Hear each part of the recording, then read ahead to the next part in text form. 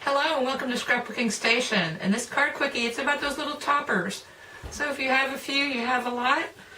It's a great card design that comes together quickly. So I'm going to put the camera over my shoulder and we'll get started. So let's look at the materials that you're going to need. And as the title suggests, you're going to want little toppers. And by little, I'm talking about 2-inch square. I think these were 2 1/8. And this comes from Pollyanna Pickering. And so I've got some barn owls here. And let's take a look at those images.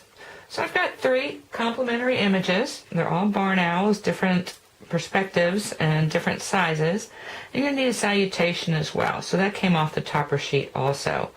First thing you want to do is pick a matte color for these images. And so pick a color within your picture that is going to absolutely coordinate. And so this has a little mustard color. So I'm going with more mustard from Stampin' Up.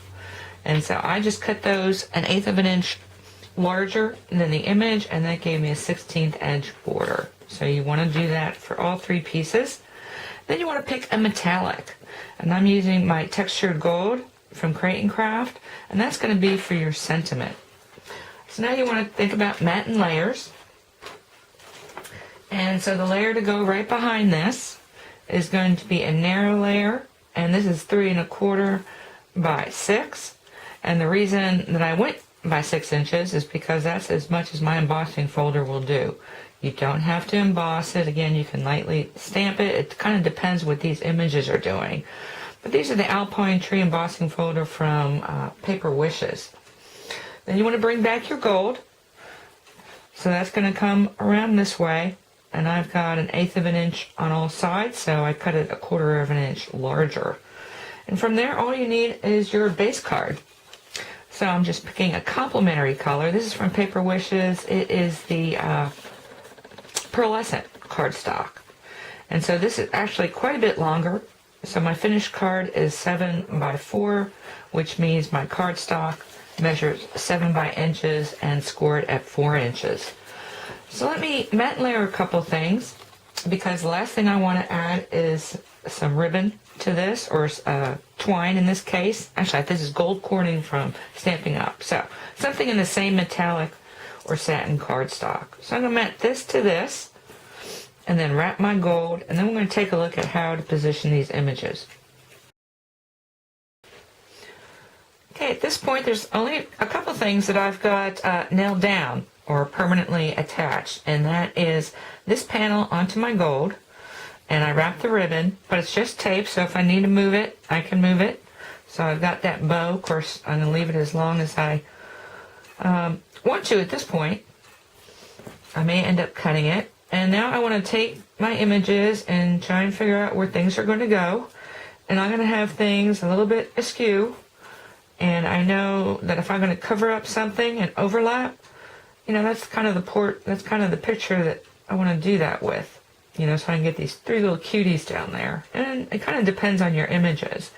Now this guy I didn't matte, and I didn't matte him because I thought I would have him down here somewhere underneath the ribbon, and then this will be the one thing that I raise up on little dimensionals or foam squares.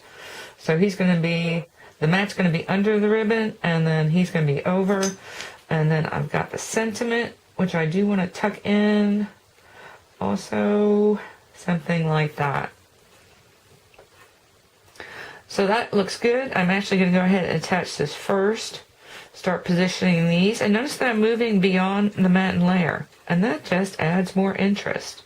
And with the gold, I'll trim it up. And then we can talk about the inside.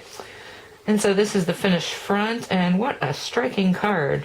Because really, if you think about it, you've got 2 by 6 inch worth of images, which is really small for something this special looking. Okay, on the inside, typically what I do is just probably take a piece of gold strip and then maybe some more mustard and edge it. But since this happened to come with inserts, now this is a really large insert, it probably doesn't even fit the screen. But what I did was I copied it onto some parchment. So I'm going to create an insert.